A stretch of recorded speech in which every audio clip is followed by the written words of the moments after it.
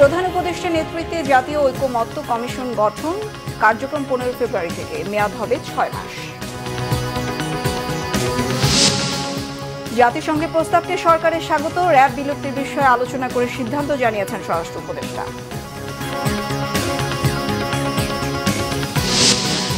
আনুপাতিক হারে নির্বাচন প্রস্তাবের তীব্র বিরোধিতা বিএনপির, আগে স্থানীয় নির্বাচনের চিন্তা অস্থিরতা আরও বাড়াবে বলেছেন মির্জা ফখরুল। ম্যান্ডেট না থাকায় সংবিধান সংশোধনে এখন অনেক সংকট, জানিয়েছেন আলী রিয়াজ। দেখছেন না সংস্কারী স্বৈরশাসনের পথ একেবারে বন্ধের নিশ্চয়তা। গ্রাউন্ডসম্যান সংবাদ শিরোনাম দেখছিলেন, এবার বিস্তারিত। প্রধান উপদেষ্টার নেতৃত্বে 7 সদস্যের জাতীয় ঐকমত্য কমিশন গঠন করেছে অন্তর্বর্তী সরকার। এই কমিশন 15 ফেব্রুয়ারি থেকে কাজ শুরু করবে। বুধবার মন্ত্রিপরিষদ বিভাগের জারি করা প্রজ্ঞাপনে তথ্য নিশ্চিত করা হয়। রাষ্ট্রপতির আদেশক্রমে মন্ত্রিপরিষদ সচিব ডক্টর শেখ আব্দুর রশিদ প্রজ্ঞাপন জারি করেন। 6 সংস্কার কমিশনের সুপারিশগুলো নিয়ে অধিক পর্যবেক্ষণ, পর্যালোচনা এবং বিবেচনা গ্রহণের জন্য এই কমিশন গঠন করা হয়েছে। এই কমিশনের সদস্য হিসেবে সংস্কার কমিশনের 6 প্রধানরা রয়েছেন। কমিশনের সভাপতি হিসেবে আছেন অন্তর্বর্তী সরকারের প্রধান উপদেষ্টা অধ্যাপক ডক্টর মোহাম্মদ ইউনুস এবং সহসভাপতি সংবিধান সংস্কার কমিশন প্রধান অধ্যাপক আলী রিয়াজ। কমিশনের মেয়াদ 6 মাস নির্ধারণ করা হয়েছে। আগামী নির্বাচন সামনে রেখে পুলিশের কার্যক্রম, নির্বাচন ব্যবস্থা, জনপ্রশাসন, বিচার বিভাগ এবং দুর্নীতি সংক্রান্ত যেসব সুপারিশ করেছে তা রাজনৈতিক দলগুলোর সঙ্গে আলোচনা করে পরবর্তী পদক্ষেপ নেওয়ার লক্ষ্যে কমিশন গঠন করা হয়েছে। ওয়ার্ল্ড গভর্নমেন্ট সামিটে যোগ দিতে অন্তর্বর্তী সরকারের প্রধান উপদেষ্টা অধ্যাপক ডক্টর মোহাম্মদ ইউনুস এখন দুবাই অবস্থান করছেন। বুধবার রাতে তিনি দুবাইয়ে পৌঁছালে সংযুক্ত আরব আমিরাতের ক্রীড়ামন্ত্রী ডক্টর আহমদ বেলহুল আল ফালাসি তাকে স্বাগত জানান। ডক্টর আহমেদ বেলহুল আল ফালাসি প্রধান উপদেষ্টাকে সামিটে অংশগ্রহণের জন্য ধন্যবাদ জানান এবং গত 1 দশক ধরে দুবাইয়ে অনুষ্ঠিত হওয়া এই আন্তর্জাতিকভাবে খ্যাত সম্মেলন সম্পর্কে অবহিত করেন।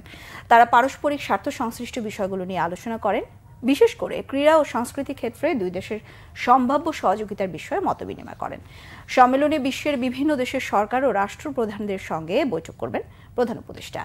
দুদিনের সংক্ষিপ্ত সফর শেষে আগামীকাল দেশে ফিরবেন ডক্টর মোহাম্মদ ইউনুস।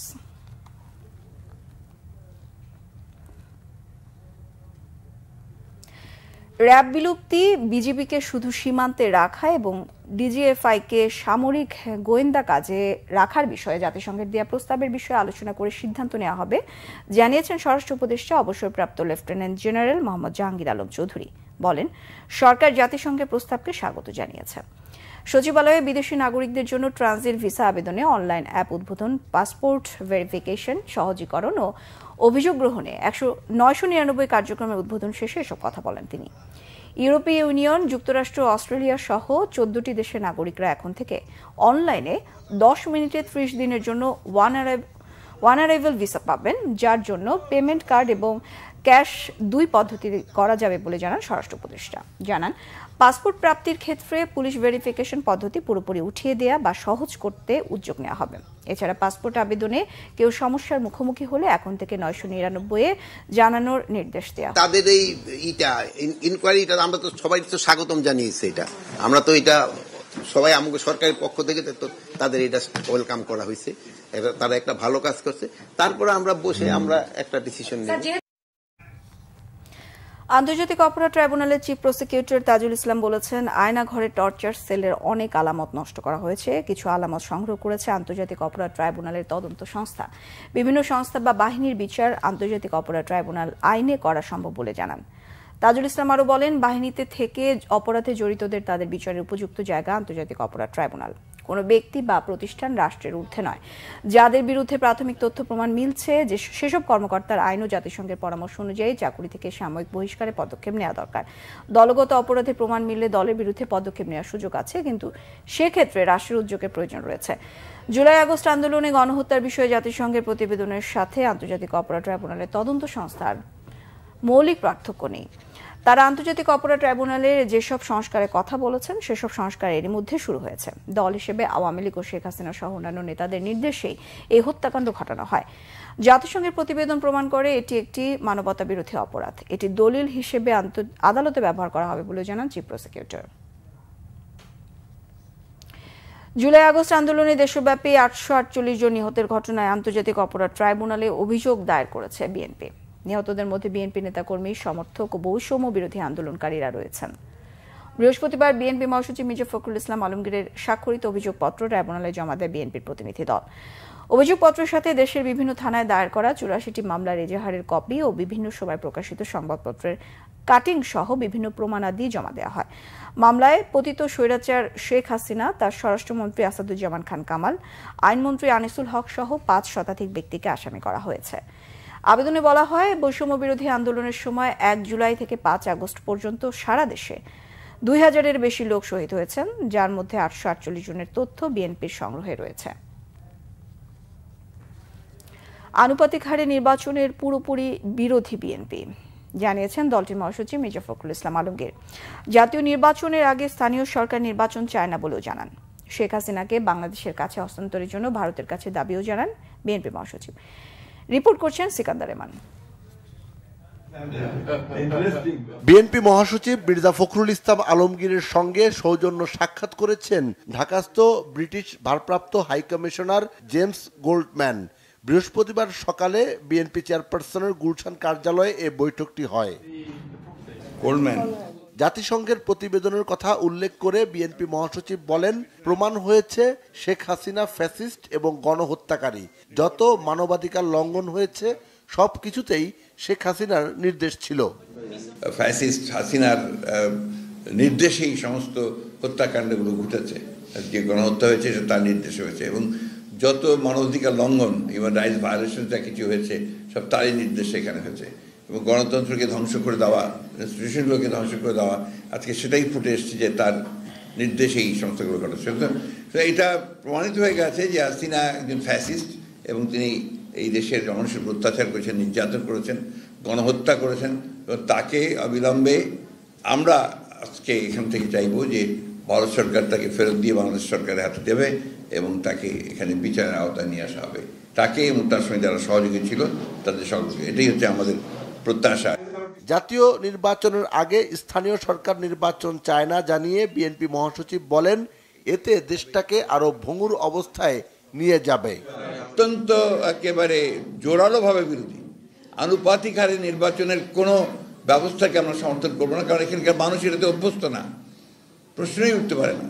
এটাতেও আমরা একেবারেই একমত নই। এগুলো তো আমরা সমস্ত রাজনৈতিক বিবেচনায় দেশকে আরো ভঙ্গুর অবস্থায় নিয়ে যাওয়ার একটা পরিকল্পনা ছাড়া কিছু নয়।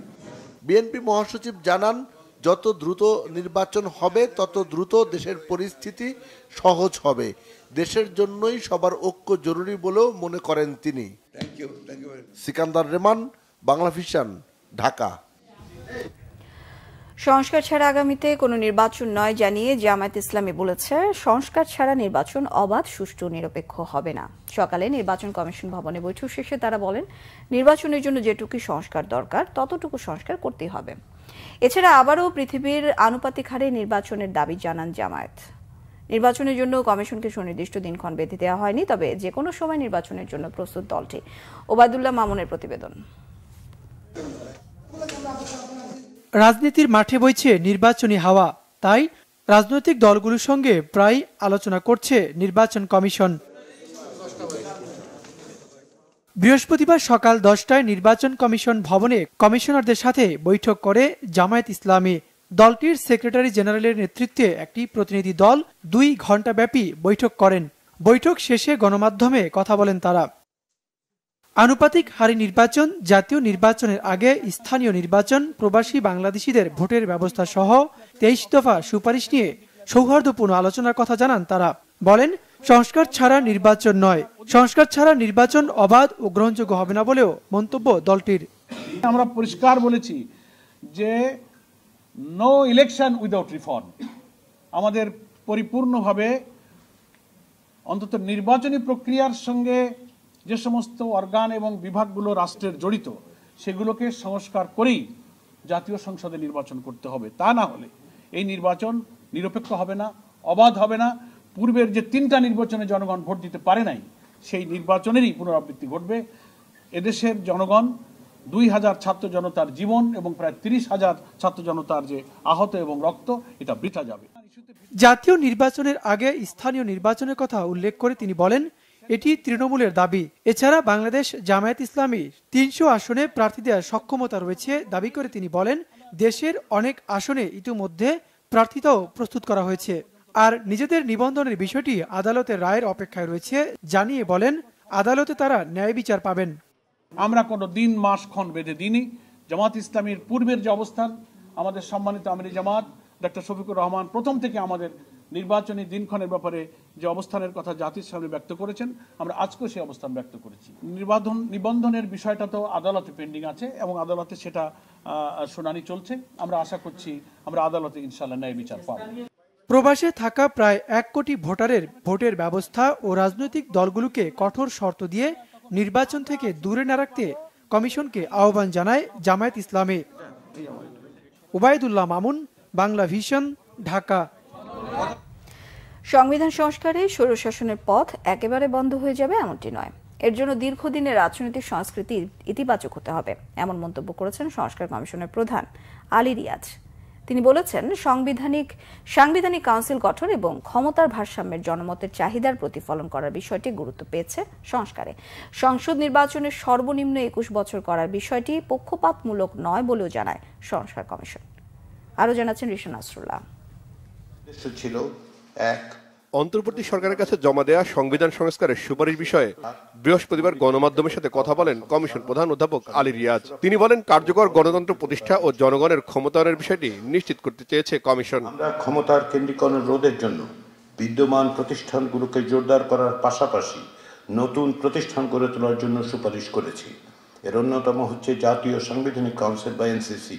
প্রধানমন্ত্রী পদের একচ্ছত্র ক্ষমতা হ্রাসের জন্য বিভিন্ন ধরনের ব্যবস্থার সুপারিশ করেছি, যার মধ্যে তিনি যেন একাধিক পদে অধিষ্ঠিত হতে না পারেন সেটার সুপারিশ করেছি। তার নিজ দলের সংসদ সদস্যদের কাছে জবাবদিহির ব্যবস্থার জন্য 70 অনুচ্ছেদ সংস্কারের প্রস্তাব দিয়েছি। বিচার বিভাগের স্বাধীনতা নিশ্চিত করা এবং নাগরিকদের সুবিচার প্রাপ্তির জন্য বিভিন্ন ধরনের পদক্ষেপের সুপারিশ আছে। নির্বাচনে অংশ নেওয়ার বয়স 21 এবং তরুণদের জন্য 10% বরাদ্দের সুপারিশের ব্যাখ্যাও দেন কমিশন। বলেন, সংবিধান সংশোধনে এর আগে গণভোট নেওয়া হয়নি, তাই সাধারণের মতামত প্রতিফলিত হয়নি। রাজনৈতিক দলগুলোকে পুরো সব আসনে 21 বছর বয়সীদেরকে মনোনয়ন দিতে হবে, তাই তো? এবং তারা 300 আসনে কোথাও 21 বছর বয়সীকে মনোনয়ন চাইলে নাও দিতে পারে। এই 10% যে 21 বছর বয়সী হতে হবে তা না। এবং এখানে আমরা যেটা বলেছি যে এই তরুণ কারা, এটা আইনের দ্বারা নির্ধারিত। গণভোটের মাধ্যমে এই সরকার করতে পারবে কিনা এটা আসলে রাজনৈতিক দলগুলোর সাথে আলাপ আলোচনার মধ্য দিয়ে সিদ্ধান্ত হবে। এটা আমাদের সংবিধান সংস্কার কমিশনের পক্ষ থেকে আমাদের টিআরের মধ্যে সেটা নেই।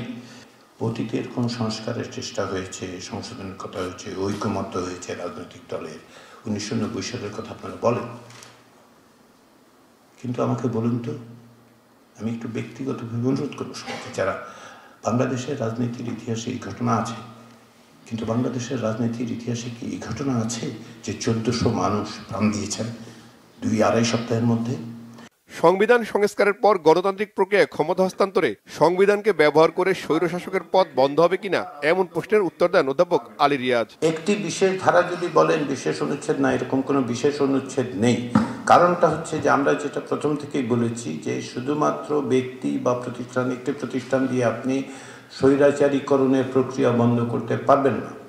এবং বাংলাদেশের সংবিধানের 72 থেকে এই ত্রুটিটাই থেকে গেছে যে বিভিন্নভাবেই এটা পথ পদ্ধতি তৈরি করেছে। তাহলে আপনাকে বন্ধ করতে হবে বিভিন্ন রকম প্রাতিষ্ঠানিক কাঠামো তৈরি করে।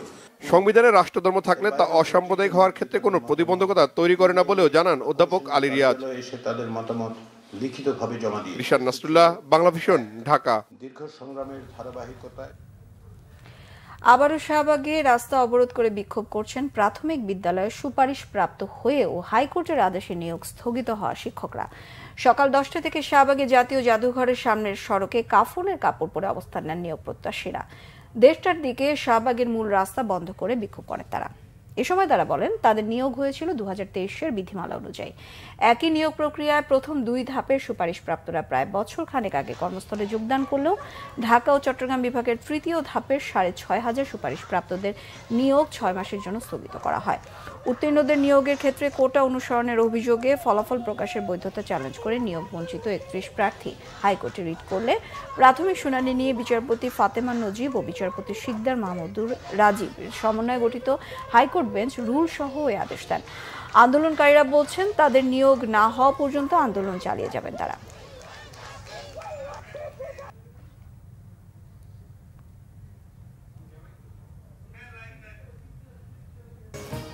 দর্শক, এর আগে আমরা যেমনটি জানিয়েছিলাম আবারও আজকে শাহবাগে রাস্তা অবরোধ করে বিক্ষোভ করছেন প্রাথমিক বিদ্যালয়ে সুপারিশপ্রাপ্ত হয়েও হাইকোর্টের আদেশে নিয়োগ স্থগিত হওয়া শিক্ষকরা। তো এই মুহূর্তে শাহবাগে অবস্থান করছেন আমাদের বিশেষ প্রতিনিধি জিয়া খান, যুক্ত হচ্ছে তার সঙ্গে। জিয়া, এখন শিক্ষকদের আন্দোলনের কি অবস্থা আছে, আসলে এখন তাদের অবস্থানটা কি, আমাদের বিস্তারিত জানাবেন।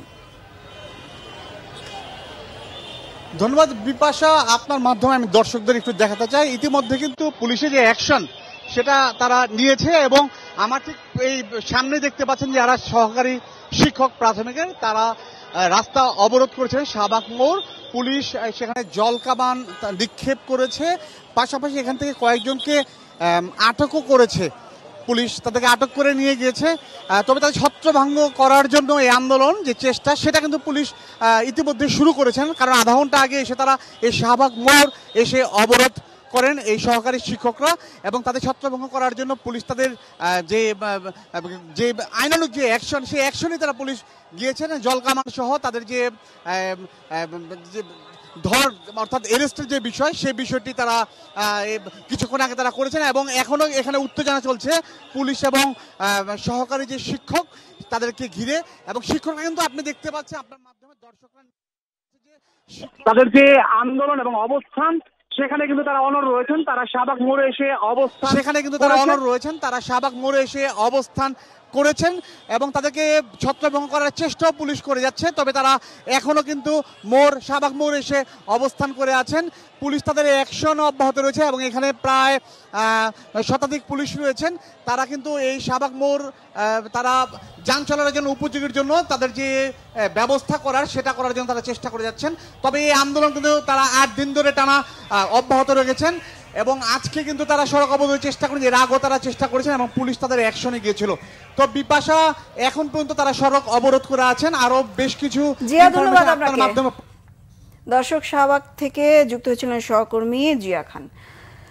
2 দিনের সফরে যুক্তরাষ্ট্রে পৌঁছে মার্কিন প্রশাসনিক কর্মকর্তাদের সাথে ম্যারাথন বৈঠক শুরু করেছেন ভারতের প্রধানমন্ত্রী নরেন্দ্র মোদী। মার্কিন প্রেসিডেন্ট ডোনাল্ড ট্রাম্পের সঙ্গে বৈঠকে ভারতীয় অভিবাসী, শুল্ক ও বাণিজ্য ছাড়াও বাংলাদেশ প্রসঙ্গে কথা হতে পারে। স্থানীয় সময় বুধবার সন্ধ্যায় ওয়াশিংটন ডিসিতে পৌঁছান ভারতের প্রধানমন্ত্রী। 12-13 ফেব্রুয়ারি যুক্তরাষ্ট্রের মোদীর একাধিক বৈঠকের মধ্যে সবার নজর ট্রাম্পের সাথে আলোচনা বিষয়বস্তুর দিকে। ট্রাম্পের সাথে বৈঠকে বাংলাদেশের রাজনৈতিক পট পরিবর্তন আর ভারতে আশ্রিত শেখ হাসিনার বিষয়ে আলোচনার সম্ভাবনা রয়েছে। বিশ্লেষকদের মতে হাসিনাকে সমর্থন দেওয়া ভারতের পক্ষে ট্রাম্পের ইতিবাচক মনোভাব তৈরি করতে ধানমন্ডি 32 নম্বরে বাড়ি গুড়িয়ে দেওয়া আর সংখ্যালঘু নির্যাতনের বিষয়টি আলোচনায় তুলতে পারেন মোদী। সংবাদ শেষ খবর ক্রাউন সিমের শিরোনামগুলো আর একবার জানিয়ে